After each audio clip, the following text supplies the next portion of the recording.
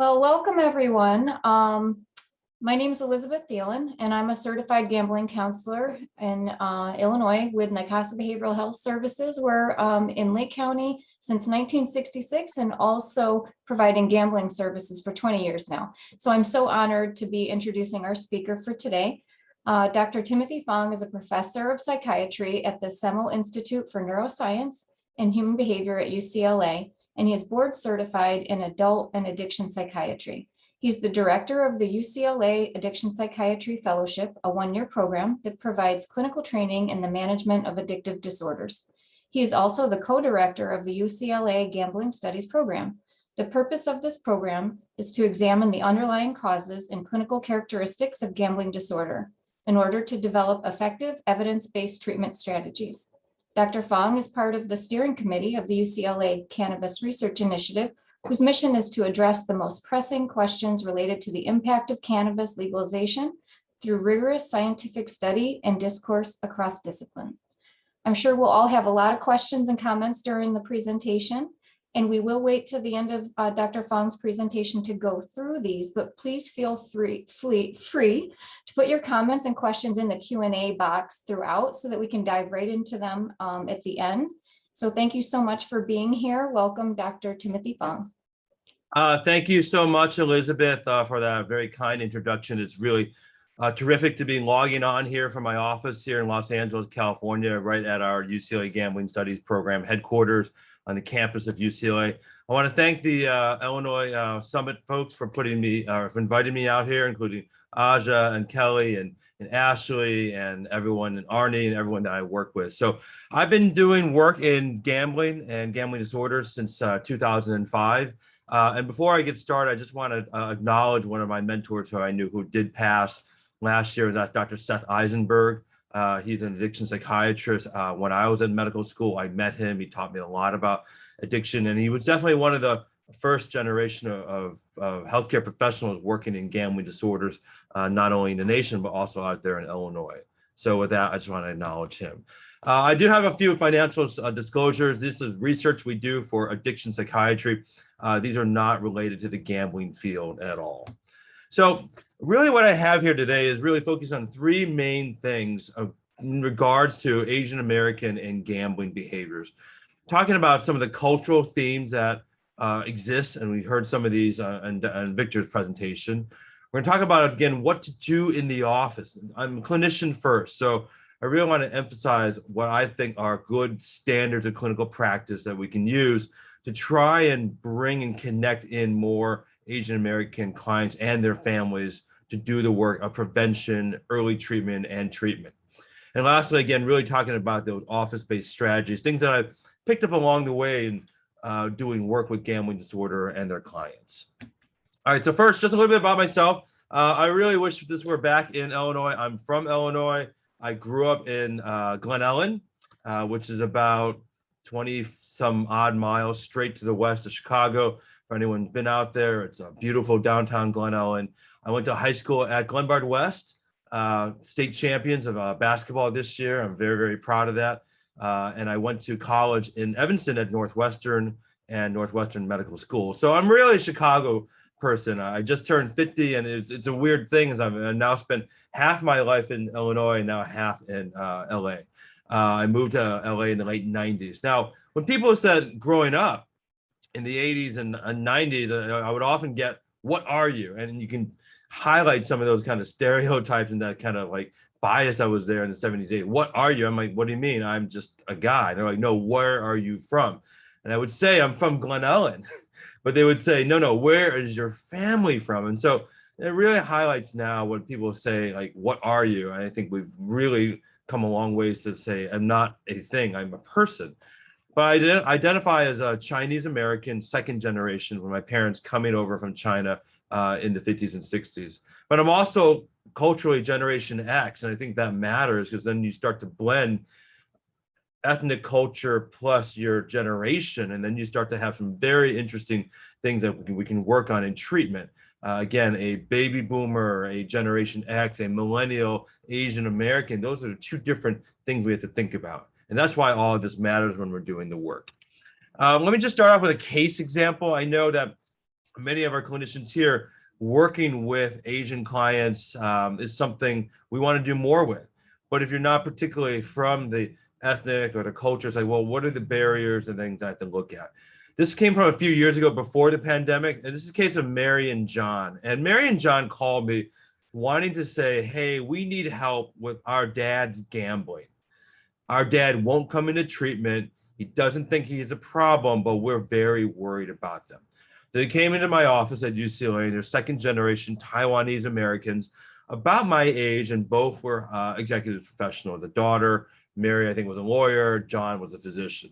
They said their father was a very successful retired businessman in the textile industry, but they were concerned over about a 3 to 4 year period of him escalating gambling losses, spending a lot of time in casinos, going for 2, 3, 4 days to Las Vegas, large financial expenditures, $30, $40, $50,000 a weekend in Las Vegas. Now, at this point, their homes were stable, their mom and relationship was fine. They themselves weren't impacted, but they were asking basic questions. How do we get our dad to come to treatment? How do we protect this whole generation of assets that our father worked many, many years to build? He came over from Taiwan. He built up a business from literally zero. How do we protect what took him 40 years to build? How do we support our mother who said, I don't like his gambling, but he's my husband. I cannot go against his wishes. That's exactly what they said to me in the office. And they say very clearly to me, what are we supposed to do to make the situation better? We're second generation Taiwanese Americans. We're highly educated. We understand healthcare. We're psychologically minded. But how do we help our father who is none of those things? Do we ask and give money to our father who starts to say, I raised you, I put you through medical school, I put you through law school, give me $20,000, you owe it to me. I'm your father. It is a violation of respect. You're dishonoring me if you don't give me money. These were all questions that came out of that first intake. And these are all cultural themes. These are all very important to Mary and John. And you can hear the intersection between the generations. You can hear the Asian cultures of value, respect, filial piety is what we call it, all intersecting in that very, very first visit. I'll fast forward to say I only ended up seeing Mary and John once. I never met the father. I didn't get Mary and John to come back and do the family work together. So it was a crystal clear example where sometimes with Asian families or Asian clients, you may only get one chance, one meeting. It might be 15 minutes. It might be 10 minutes. It might be not even that. So it's very, very critical to think, how can I use this valuable time? And you heard Victor talk about when they're ready to talk or going at their pace. And again, what I did after that session with Mary and John, I went through the course of gambling disorder. I went through basics of treatment. I went through some things that they can do to prevent enabling. And so we went through some basic things. And I think maybe that stuck, but it just never came back. I reached out to them several times to try and have them come back. They just never did. This is also before telehealth. Now, the Mary and John were very busy professionals. For them to come into UCLA and take a day off work was an enormous ask. And I wish we had telehealth back then. Now we can do this. We can log on to a Zoom and do it much quicker. All right, so with that opening, I want us to take a step back first. And just the concept of Asians and gambling in regards to the culture, some basic things we need to know about. First is just definitions. And we can spend a whole day on just definitions because they're mind-boggling and they change and they're very dynamic. And we just start off with the first one that we know is that's in the US Census. Asian Pacific Islanders defined as an individual with origins in their family or in their heritage from the original peoples of the Far East, Southeast Asia, South Asia, or Pacific Islands. In the US Census, of course, they also look at Native and Hawaiian Pacific Islanders a little bit different. Why that matters is that when you then get into broader strokes of any Asian Pacific Islander who is in America is now an Asian American. Now, in the language of literature, you'll see also different languages, different terms. AAPI, Asian American Pacific Island. Asian American, Asian Pacific American. Asian, or Pacific Islander. Now, this is a new one I just added last night because I saw this. I got an email from my alma mater, Northwestern, talking about a event coming up, an APIDA event. So this is a new term that now encapsulates Asian Pacific Islander Desi American, which includes the Southeast Asian countries that we tend to exclude when you think about Asian Pacific Islander. So that, of course, would be Pakistan, India, other parts of Southeast Asia. And I thought that was very important because in many of the cases I think about, I cannot think of very many Indian American clients I've seen over the last 20 years. 5% of the United States population identify as Asian American, 13% of California, and about 6% of Illinois. This is data I pulled from the 2020 census. State population of Illinois, about 12.6 million. Our LA County is about 13 million. Our state of California is about almost 36 million, so much larger. But in Illinois, those who identify as Asian American, Pacific Islander, and Desi, about 6%. And surprisingly, of the four major categories, the number one is Indian American, number two, Filipino, number three, Chinese, and number four, Korean. I'll say it again, Indian, Filipino, Chinese, Korean, in that particular order of prevalence. But the vast majority, 45%, live in Cook County or the surrounding counties. So like DuPage, Lake, and things like that. Again, I'm from DuPage County.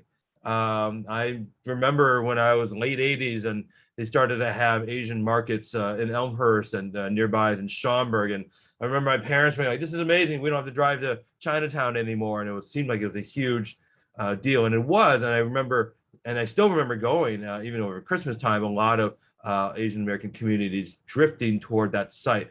Why I'm bringing that up? I think if you're doing prevention and intervention and education, that's a target area. The dim sum restaurants, the grocery stores, the areas where a lot of Asian Americans, Devon Street, Asian American folks congregate. We take a step back, and I remember when I got into this work back in 2005, I didn't get into it meaning to do work related to Asian and gambling, but I fell into it when I started getting a lot of calls from Asian American nonprofits in LA saying, are you doing anything to address Asian and gambling? I started to get some media requests. I made questions like, do Asians gamble more? Are Asians at greater risk? And as we started to look into this, I started to think about my own experience growing up, as well as some of my family and my friends and what was in the literature. And this is a Chinese proverb, and I forget where I get the original source, but it highlights the Chinese culture, not all Asian culture, but particularly the Chinese culture, signaling how they viewed gambling. A little gambling is soothing and relaxing. Heavy gambling could affect your mental health, kind of emphasizing the idea of moderation, but also the idea of acceptance, that gambling is soothing and relaxing, it's part of the culture. Another theme I heard, you can't find out if you're lucky unless you gamble. And it's a very kind of promoting gambling kind of a theme. But over the years, the cultural factors that we've identified that promote gambling among Asian communities. Predominantly here, I'm talking about Chinese, Filipino, Korean, Japanese, those larger cultural Asian cultures. The idea that gambling is an acceptable way of making money versus some cultures talk about gambling as, quote, robbery with consent, or they blatantly say this is not acceptable. This idea that in Chinese culture about inquiring about what is my destiny, a lot of themes of predetermination, that things are already set in motion, but I just don't know what will happen to me. Then gambling is a way of opening up the window to see what my future looks like. The idea that even losing money is some way a way of honoring the gods.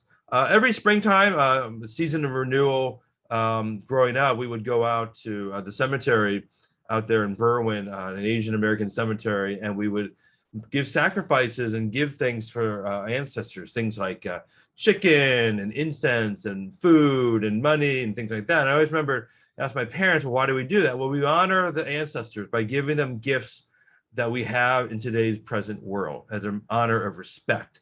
So even losing money oftentimes is thought as, well, I'm honoring the ancestors. I'm honoring the family members who can use this in the afterlife and things like that. But even the idea of gambling as a way of moving up classes. When we think about a lot of Asian Americans immigrate over, the idea to get a better life, well, gambling offers that opportunity without education, without being able to turn your family's fortune over in literally one night to move up classes very quickly. But there are other things, like in the Chinese culture, you see things like emphasis on numbers that have power over life events. There's a reason why a lot of Chinese restaurants have 8 in them, 8 as a symbol of symmetry and purity per se. The number 7 considered potentially unlucky. So there's interesting things there about, again, the tendency to say numbers and have power over life events, and let's try our luck inside casinos and things like that. But also other basic things. When you have a lot of other friends and families that are gambling, you're going to gamble there as well. I remember going into a casino in Stockholm, Sweden, and walking in and seeing about 30% of the clientele in that casino being of Asian ethnicity. Clearly, Stockholm was not 30% Asian, so it was a very heavily dominated peer involvement sort of thing. But even in a number of Asian cultures, Chinese culture, Filipino culture, gambling is in the family. It's in the home. It's considered a rite of passage. My father used to tell me when he was 13, he sat at the table with men, and he was expected to drink and expected to gamble playing in mahjong, a tile game. And if he didn't, that was seen as insulting. If he didn't actually play, it was considered disrespectful to the elders. Okay, so one of the areas I want to emphasize, and particularly when you're doing this work, really is this really important idea of immigration. And I don't think we talk about that as a significant risk factor, not only for being introduced to gambling, but also raising the risk of gambling disorder. And you heard what Victor talked about. Low educational attainment, low socioeconomic status. The experience of immigration, including trauma and the stress of coming to a country and trying to adapt, is phenomenally difficult. And with those themes of loss, loneliness, isolation, trying to advance up your status, all as stressors that lead one to not only gamble, but gamble repeatedly. And that's always the emphasis. Gambling repeatedly is what drives, of course, gambling disorder. And I think when we do our work, we have to emphasize those themes and say, well, how can we reduce the trauma? How can we minimize the loneliness and isolation? How do we improve people's ability to advance and get opportunities, not just casinos? So that's something in the immigration in regards to Asian. Now, what about the gambling and gaming industry and their role of elevating gambling among the Asian community? And we've seen these, whether it's the casino bus shuttles, whether it's the bilingual staff, whether it's the Asian forms of entertainment, or whether it's Asian casino hosts. Now, I'll get these emails from various casinos from time to time, and I get one, and it literally says, "Your Asian host," and it has his name, and it has his number, which happens to have a number of 888 numbers on there. Very interesting thing, and it literally says, "Your Asian hosts," and so I have an Asian host. So let me give you an example, and I pulled this down last night. Chinatown, Chicago holds a very special place in my heart growing up. We would go down there from Glen Ellen once or twice a month, make the drive in off the Eisenhower, look for parking on the street where you don't have to pay, dim sum, shopping, festivals, the whole thing. But as the years have progressed, as the casinos have built up on the brick and mortar or on the River Road casinos, there's continued to be now marketing. Here's an example of a Chinatown shuttle that picks up at Archer and Wentworth, essentially right by the arches right there. And the shuttle goes out to the Rivers Casino, which is by O'Hare. And they go, it's easy, it's pay $10 and receive $10 in free slot play or free bet. So these are the enticements. And you see the cultural in the language, and you see the use of the color red. All of these are elements that casino industries do to kind of capture those cultural values that entice Asian communities to gamble. It's very culturally relevant. It's very culturally impactful and culturally effective. So one of the first things I always say to folks when they're doing this work is, why aren't we on those shuttles too? Why aren't we getting signage? Why aren't we engaging with men and women on that shuttle to talk about gambling addiction, talk about those themes that they're struggling with: loss, depression, anxiety, isolation, community. And what do these shuttles look like? Now, this is not this Chinatown shuttle, but it's an example of what one of them looks like. And you can see it's full.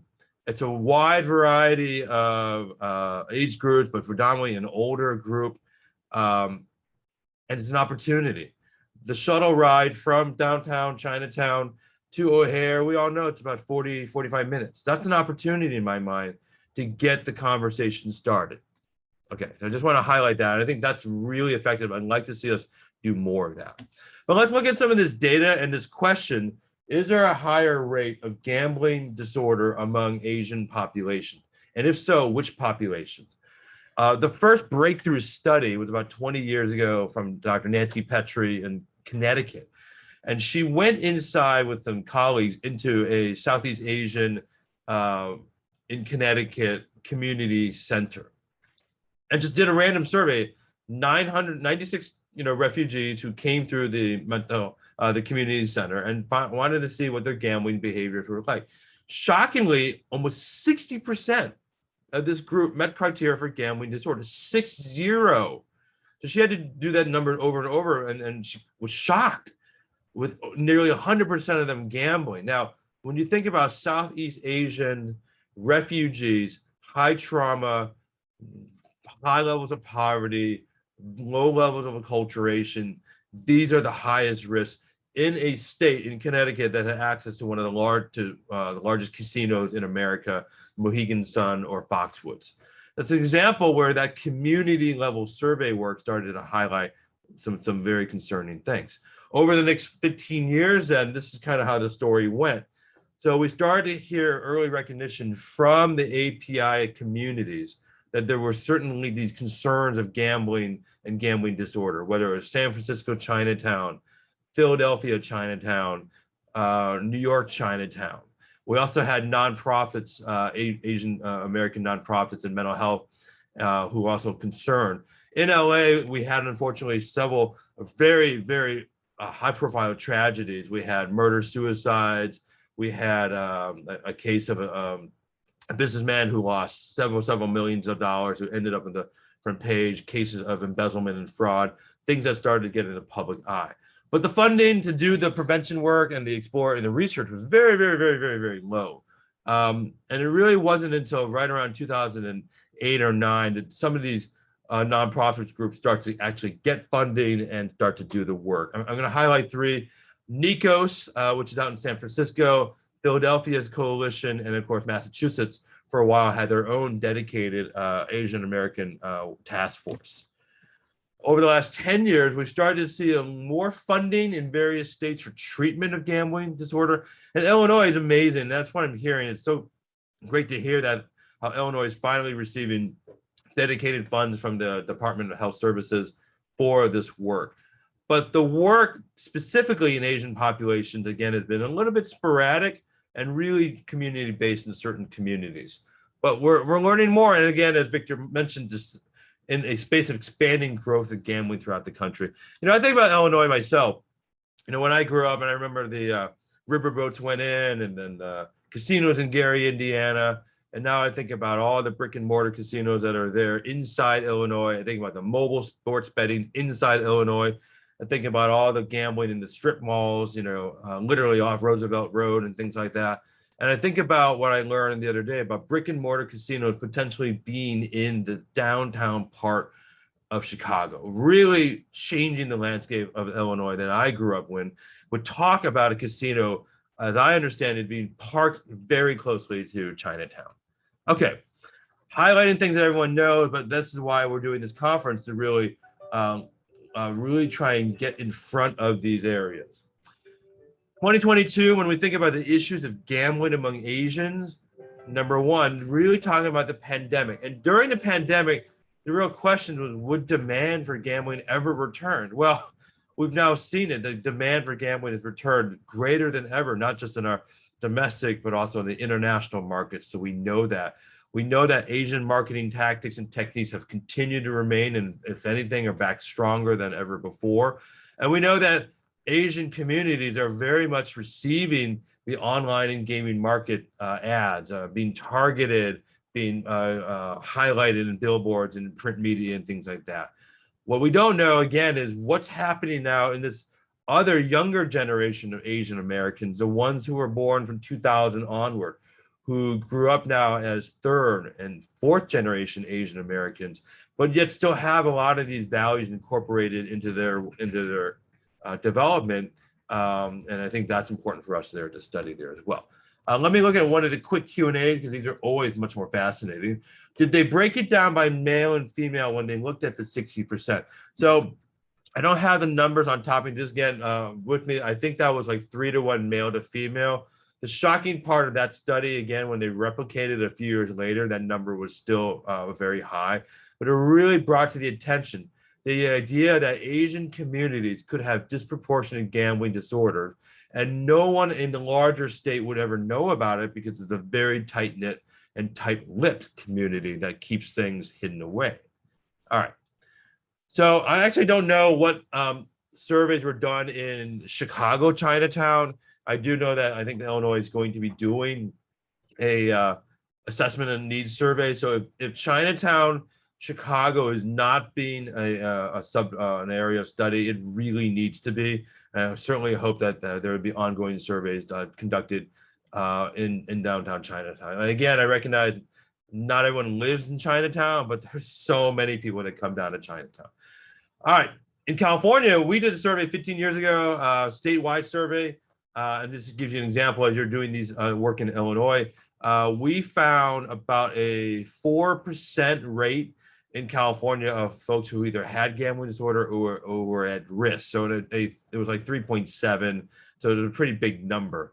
But in the Asian response rate to this telephone survey, it was a lot lower than what we'd hoped for. It was only a small sample of the survey group. And again, we found out about 2.3 at that time using the old term gambling disorder, problem gambling, and about 0.7. So again, 3% of Californians having a gambling disorder rate. Now, one of the things that we did that was really interesting, we went inside the casino. This was about 10 years ago. And we parked ourselves with our research assistants for about 4 days. And we just surveyed people who would come up to our table. This was a casino located about 20 minutes south of downtown Los Angeles. So it's not a Asian community area. And we got 3-to-1 male to female responses.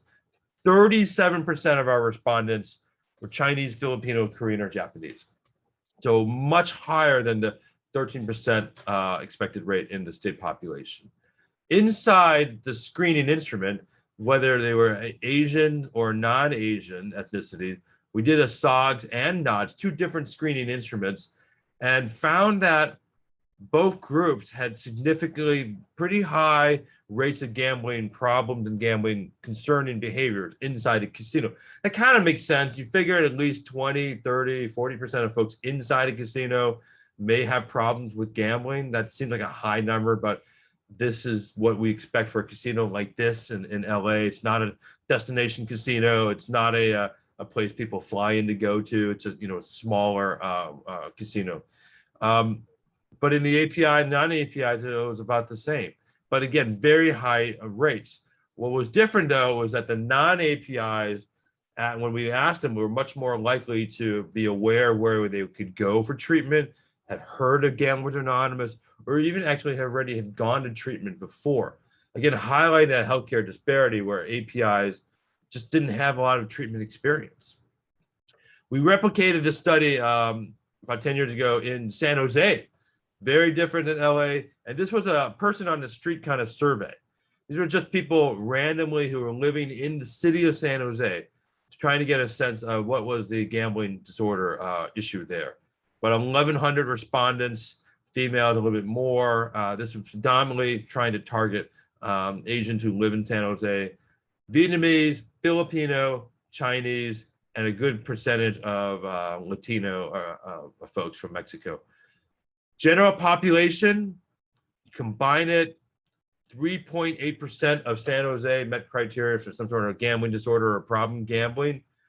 4.1 of the San Jose Asian American residents met criteria. So again, similar between ethnic groups, not greater, but what we found was the Asians had a lot more difficulty talking about gambling, would not want to talk about their problems with any stranger, shame, didn't know where to go, didn't have money. This part would not disclose my problems. I remember growing up, there was a theme in our family of don't air your dirty laundry. And basically what that meant was that if you have problems, don't tell your friends, don't tell your teachers, don't tell anyone outside the family. Handle problems internally inside the family. And I think that's such a common theme we see in a lot of ethnic groups, but particularly among a lot of Asian families, we see that. It's, well, even if you want to talk about it, don't talk about it, because that would bring up a lot of shame and embarrassment. And I think that still holds true in a lot of populations. And even more so in San Jose at the time, the vast majority of people understood that gambling could be an addiction, but most of them had not heard of where to go. And this is nearly 11 years ago, and way before a lot of what we have, even more with the smartphones and things like that. But I still think that's probably going to be similar. And I think that's important when you do your needs assessment in Illinois to find out at baseline, does the average Illinois resident know where to go in the first step, who to call, what to Google if they need assistance with gambling disorder. So some more recent data and more recent literature about Asian gambling, I think that's useful, comes from the literature. This is from an article published about 2 years ago looking at a Laotian immigrant and refugee community sample, doing some qualitative interview, examining the community. And I wanted to highlight a few things. This group, they got about 24% of them met criteria for gambling disorders, are much higher than you expected. But the reasons for gambling among Southeast Laotians were, number one, to make money. 70% were like, I need to gamble to make money to live or to send back to the parent country. That's definitely different than a lot of our other non-APIs who say, well, I gamble for fun, or I gamble to get away, or I gamble as a distraction, or I gamble to deal with depression or anxiety. 70%, it's about money. Only 30% were like, this is about me doing it with friends. So that idea of doing this for fun with my friends, have a night out, isn't the majority of what these Asian clients were talking about. Reducing boredom. Again, gambling to treat depression or escape life stress wasn't as markedly notable. So again, highlighting that the experience of gambling for certain Asian communities, I think it's about the money and seen as a vessel to make your life better through money, not through fun. From Boston, they did a tremendous job in the last few years of putting this together, talking about the voices from Boston Chinatown. And Victor talked about this again. I'll highlight it again, letting people talk, letting people express themselves in safe ways. And this is an example where this group went into Chinatown and they just talked to folks in Chinatown about gambling and their beliefs around gambling. And I think I highlighted this one finding because I think it's the most important. Many of the interviewees described varying degrees of dependency on gambling to relieve the drudgery of work in low-paying jobs in the food service industry and the isolation of life in linguistically isolated neighborhoods with no other alternatives for recreation. So in other words, you live in Chinatown, you work in the restaurants, you work in the grocery stores, you work in the dry cleaner, hard labor, hard work, you don't have cars, you don't have the money to go outside and see all these other things. You don't have a lot of gyms, you don't have a lot of other recreational opportunities, maybe not even a lot of parks. And here's a bus coming into your community, allowing you to take you to a beautiful brick and mortar casino, and it costs you no money. Is it any wonder why we think of that as a really vulnerable situation that we need to look at? All right, so what do we do inside treatment? And let me take a quick look at the chat here. We're going to get to those questions a little bit more. All right, so let me just keep going to treatment here. Here's some standards that I think first. So whether you're doing prevention work, treatment, education, or research, really when you think about this issue of what are the existing barriers for clients from AAPI cultures to get and access treatment. Obviously, the number one, there's a million of these, but I'm just highlighting the ones I think that are most pressing and the ones that we really need to figure out how to address. Language, number one. Larger national data says only 1 in 2 Asian Americans suffering will not seek help because of a language barrier. So if your therapist doesn't speak the language, if you can't communicate, it's very hard to do that. I would argue that telehealth has changed this dramatically, where now we do have the ability to have a third-party translation in real time, either by the telephone or even via Zoom. There's really no reason why we couldn't have a third window of a translator who doesn't happen to be there. So I think that's an important barrier to look at.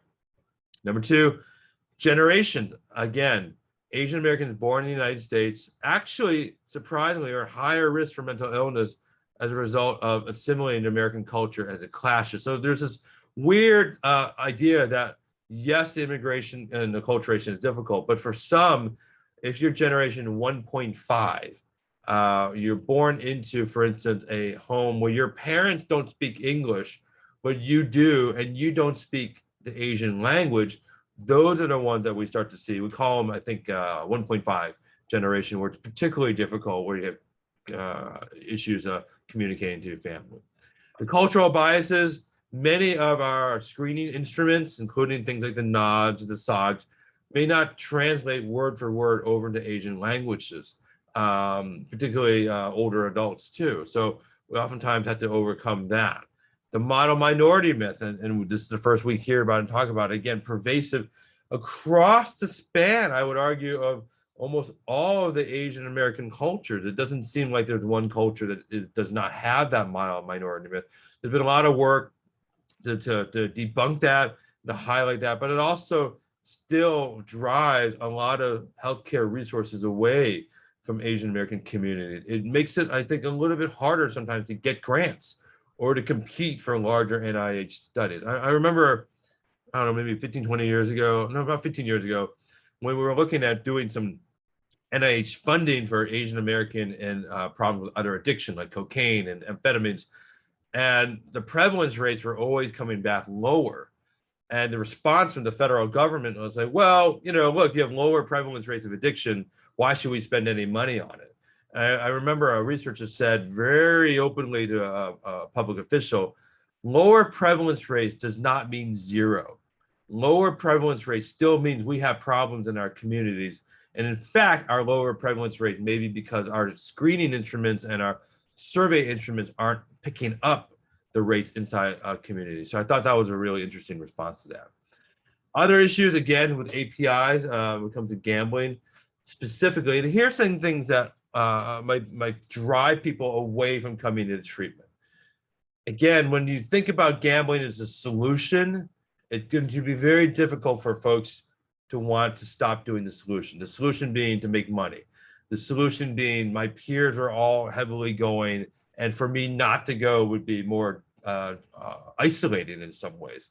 The idea that gambling still is a behavior that you can control, and that's an area of data where we see, again, a lot of the superstitions in play. So, for instance, Baccarat is a game, completely random chance, but you'll see a lot of Asian players track it with, you know, paper and pen. And when you ask them, what are you doing? They're like, well, I'm tracking, I'm looking for clues, as if there were real patterns of the game that you can identify. Or you'll see a lot of manipulating the cards, trying to tap it and do things like that. A lot of superstitions. These are all cognitive distortions, illusions of control that ultimately make it harder to come into treatment. Ultimately, when you still view gambling as a solution, when you view it as a major part of your lifestyle, why would you go seek treatment with someone who's going to tell you to stop gambling? Other cultural issues that create barriers and identification, again, the family values about gambling. Again, when the entire family is gambling and you're the one with gambling disorder and you want to get help, that's a huge barrier. The hiding of this dirty laundry, the covering up debt. There's another value that's a saying like left pocket, right pocket, meaning that my money is your money and your money is mine. It's all one pooled money. Oftentimes, I think that's important because there's a lot of enabling that goes on, a lot of paying off debts in Asian families that we want to look at. So one of the things I want to highlight is, what is the antidote to stigma? So we hear a lot about this, right? Having an addiction is stigmatizing, having a mental health problem is stigmatizing. A lot of these barriers in the Asian cultures create the stigma even more, this false belief that I'm not worthy or I'm not good or I am somehow an abject failure. It's not that I just did bad things, but I, of course, myself am bad. So the antidote, of course, is education and empathy. Education and empathy, not judging, not criticizing, not being pedantic and paternalistic. It's educating and it's listening. And I think that's probably the most important strategy inside the office for folks. If they actually make it into your office, that's like 95% of the battle. But what you can't do is lose that Asian client or family because of not addressing stigma. And so this is kind of what we learned through the years. It's kind of what we teach our med students and residents, in working with mental health, just best practices that we've picked up through clinical experience. So obviously speaking in a language and being able to speak in a open space. And even if that means taking longer to get the information, you have to do it properly through a translator. Number two, I like to ask right away, tell me about your values and your beliefs about health, about illness, and about emotions and mental health. I just like to start with that. I've had a number of patients say, I don't know, what do you mean mental health? I don't know what that word means. And so right away, okay. And you say, what about depression? I don't know what that means. It's a very abstract term.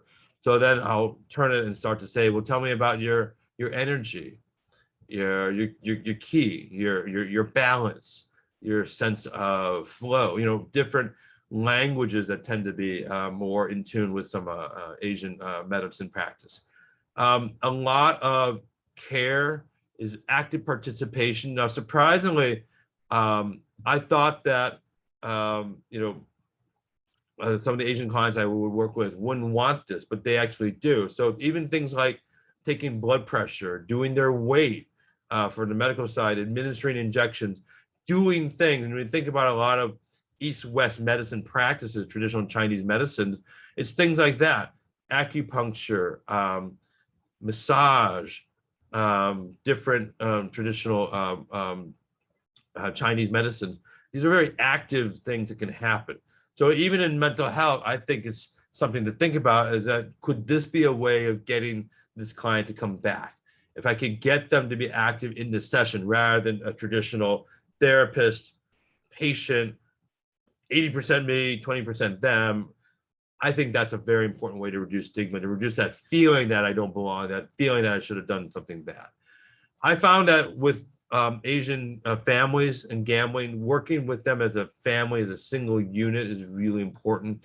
That means bringing everyone in together. That means even as soon as session 2 or 3, having the gambler, the husband, the wife, and even the children all there together. Those aren't always traditionally how we do it, but having the family talk as a family seems to work. I've had a number of other Asian families that do that, and they insist that all 4 of them are together in the room. And pre-pandemic, that was quite a challenge. Post-pandemic, now we have 4 or 5 screens up at once, and it almost feels like a mini community, mini group session that we're doing. This term ethnopsychopharmacology just is a reminder for anyone working with psychiatric medications with Asian clients that there are also a lot of false beliefs around medications. There's also have been some data that certain Asian cultures are a lot more sensitive to psychiatric medication in terms of side effects that's just something to think about there. Okay, give you some real data and some more tips. Here in California, we have a statewide treatment program called CalGets. We have everything from soup to nuts, from prevention, self-help. We have telephone interventions. Thank you, LifeWorks, 1-800-GAMBLER. We have office-based treatment. We have about close to 200 licensed therapists scattered throughout California that provide the treatment in their offices or on telehealth. We provide support for group treatment. We have intensive outpatient in 2 locations, and we have 1 residential program in LA where clients can stay up to 3 months. So when it comes to Asians coming into treatment, our statewide program has been running since 2009. Illinois, you have a statewide program. You have more funds coming in, and I think this is what you're probably likely to expect in time. This is data, treatment services, race, ethnicity of gamblers coming into any of those treatments. So you see outpatient, IOP, residential, telephone. Asians 17, 9, 19, and 23, 18%. 18% of our men and women coming into treatment identify themselves as Asian Pacific Islander, which is definitely right as we expect for the statewide demographics. So we seem to be doing a pretty good job of getting Asian clients coming in. But again, we offer Asian languages. We have a lot of marketing in Asian communities. We have Asian language marketing. So I think that's an example of what happens when you get more targeted marketing. These AI are affected individuals, family members, spouses, and likewise here, we're seeing about 16% of our affected individuals come in, identify ethnicity as Asian Pacific Islander. This is our Freedom from Problem Gambling workbook. It's a self-help workbook. You can download it as a PDF. You can email it to clients. You can have it available at various fairs and festivals. But we printed it in a lot of different languages, and particularly you'll see a lot of Asian languages there, things that you wouldn't normally typically see. So that's all available as PDFs. Where you can get the workbook, you can either go to our website, the UCLA Gambling Studies Program website, or the California Gambling ca.gov also has it buried inside their state gambling website. All right, so let me finish up with some treatment principles I think they're important to think about. Prevention, in the area of prevention, I think obviously we have to really look at a few things. I think teaching the odds, teaching the likelihood, teaching the math, particularly to those Asian groups that are born here. For the younger folks developing up, again, the higher coping skills, not looking at gambling as a solution, not looking at gambling as a way of making money, and developing the other coping skills of resilience. Demystifying gambling, again, as sport, not as a way of really making money and beating the system. And again, I think one of the things we have to look at is how do we get the smartphones as ways of getting our prevention messages out, but in an active way. In other words, how do we use the smartphones to get people interested in doing those self-care activities, the physical movement, the healthy nutrition, the staying connected with individuals, that's the important area. Focusing on the family is a really critical nature, whether it's going to be for treatment or for prevention. As we talked about it, this is where a lot of Asian families do have to have help in setting the firm boundaries and feeling like you're not disrespecting your father if you don't give him money, and encouraging them not to take full-on responsibility for their family members gambling. This is just codependency 101. This is boundaries 101. And I think that's very important to do that.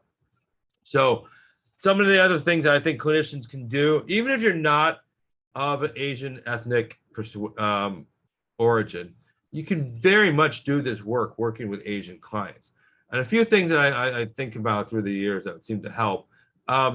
If the client is not willing to stop gambling, if they're not willing to get it out of their system, then you just have to focus on engagement. Dare I say harm reduction, but it's clinical engagement and work and trying to reduce whatever consequences you can. I often find avoiding the traditional reflective, non-directive approach. Tell me about X, what are your views on this? Sometimes don't always work. Instead, you have to get much more directive. How do you spend your time? What would make, what are the things that make you happy? Much more directive, approaches. I think, again, external stresses in the early stage help getting crisis intervention. So a plan in place for families in the event that gambling restarts, or that there's more debt, or that there's more problems highlighting that. Being proficient in the language is ideal, but if you have to, get that interpreter, figure out how to use the phone interpreter or the telehealth interpreter. I think a lot of our clients, when they come in, we lose them because we have to fill out a lot of forms. We ask a lot of hard questions they've never been asked. Are you suicidal? Do you use drugs? Have you committed crimes?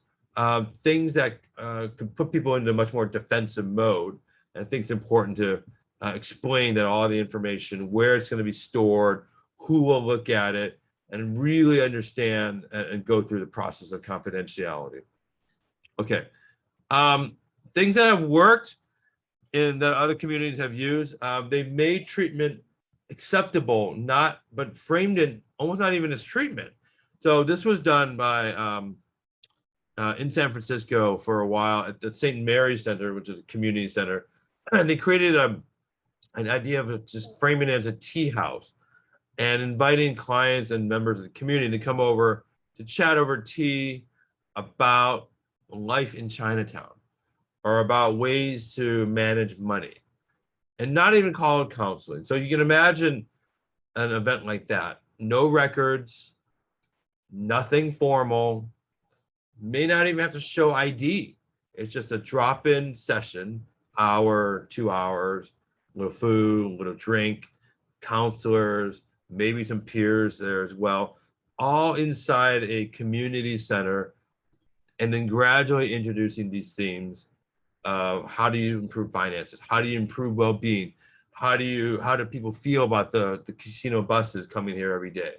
And getting that conversation going. And I think that's exactly the kind of options we need.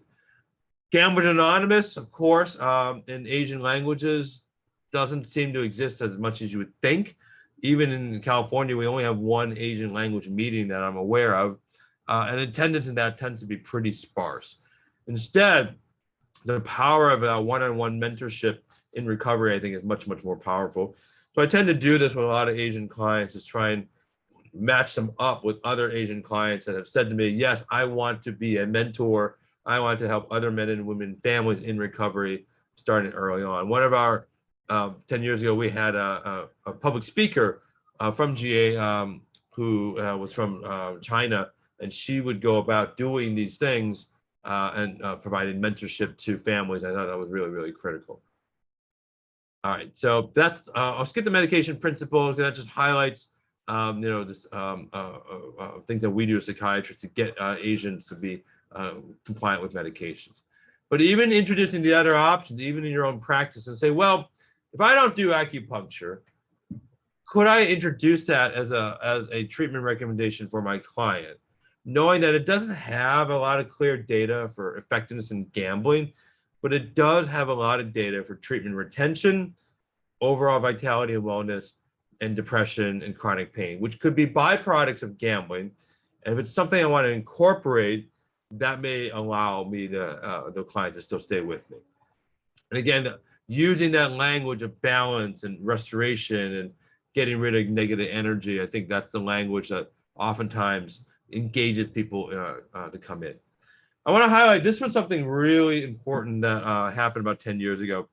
In Philadelphia, in their Chinatown, there was talk of a movement of putting a casino literally inside Chinatown, Philadelphia. They organized, they advocated and said, we don't want this. The community rose up and said, not just because of increased risk for gambling disorder, but just that it would damage the architectural structures, the look of Chinatown.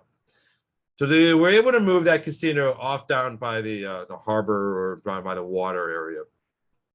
And they said, well, how can we get gambling disorder and problem gambling messages out there? And they came up with this blend of art, community, and education. And they created a mural, and this is on one of the side buildings. It's called Fables of Fortune. It's commissioned by an artist, and it's a mural that embeds inside it themes of gambling and gambling problem. And if you see it, it's very subtle, but it has words like contemplation, motivation, recovery, resilience. There's connection. There's the yin and the yang and balance. There's some signs of gambling. There's kind of a road here. You can see this road here where people can take it to the road of recovery, where there's other things behind it. So nowhere on this mural does it have 1-800-GAMBLER. Nowhere on this mural does it say, if you have a gambling problem, do this. But it embeds it as part of the community inside that. And I haven't been in Philadelphia in a while, so I'm curious to see what its impact has been, but it's still there, and it's still as a reminder for the community that this is something that people want to think about.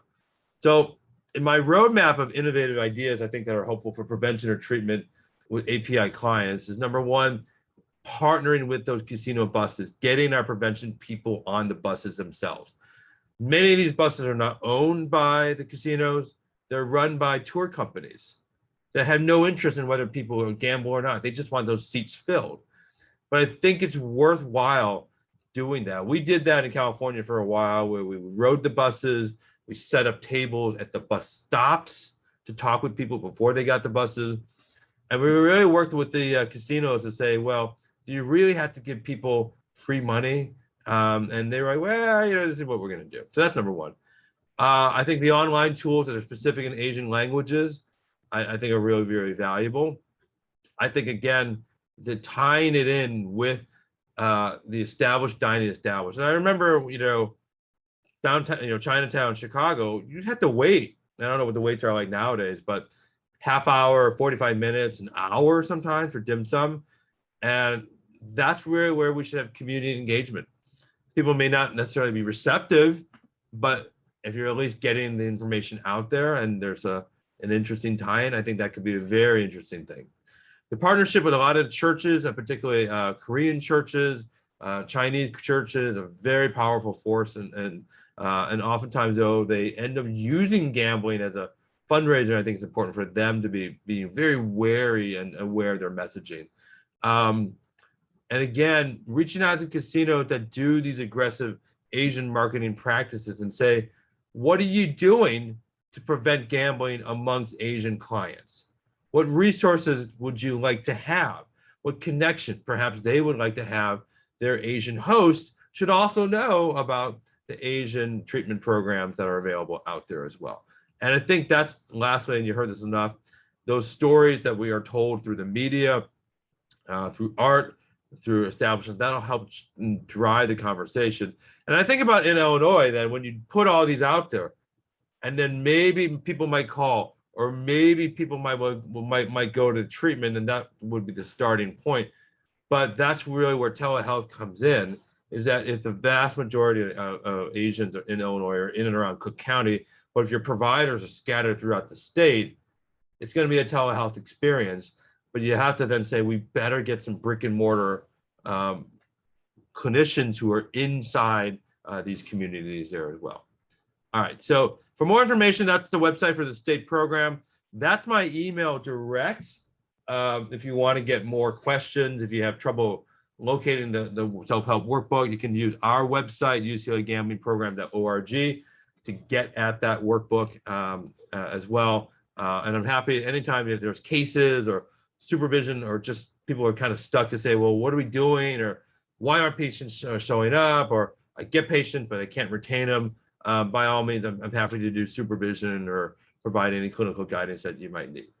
All right, so that's that. Let me turn now to. Yeah, Dr. Fung, there was so much great commentary and questions. Early on, Peter brought up Macau, and it seems like there is a lot of research coming out of there. Is there anything that we can learn from that and learn from Macau that might be applicable here in the US? Oh, absolutely. Macau still very much, I would call it the epicenter of gambling in the entire world in terms of density, size, scope, just everything. Many of their gambling studies are starting to look at why people gamble, the impact of tourism, things like that, not necessarily looking at gambling addiction per se.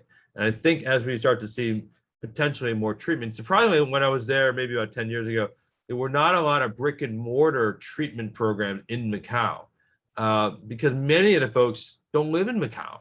They travel from other parts of Asia and go back to their home country. So I think it's definitely worthwhile for us to pay attention to some of their work, but I'm not aware of anything that I would translate immediately what they're doing in terms of clinical practices to what we are doing in Illinois.